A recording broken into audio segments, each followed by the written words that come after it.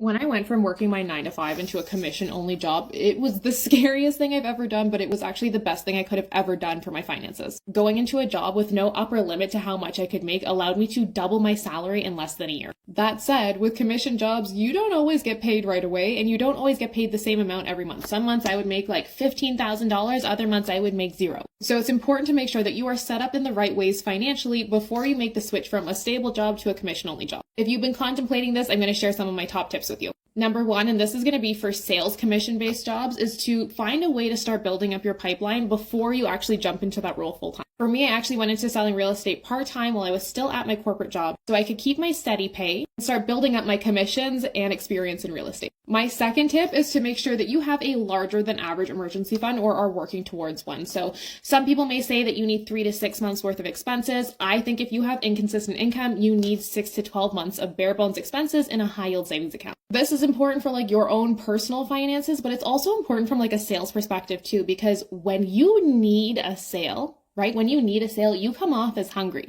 That's when you start getting pushy. Because you need this person to do this thing for you to be able to eat, and you never want to be in that position. Doesn't bode well for your personal finances, and you just won't make sales like that. Number 3, if you can't go part-time into your new role to get your feet wet and start building up your experience and commissions, then go into that role full-time, but get another part-time job that can cover your bare basic expenses. So maybe you go into something like serving where you can make some really great tips on the weekends. This is so that you know you can survive financially while you wait for those commissions to come in. The last one is going to be look at ways that you can decrease your living expenses to bare bones just for the time being, right? To give yourself a little bit of leeway. So if you're like, hey, I need to get to 6 to 12 months worth of bare bones expenses, if those bare bones expenses are lower, it's a lot easier to hit that goal. It also becomes less stress on you every month because you don't have to make as much income to just survive. Now, obviously, we don't want to just survive. We want to thrive. We want to make money. We want to do all the things, but that comes after you have built your base. I teach you about money. Follow for more. Check our link in bio to get started.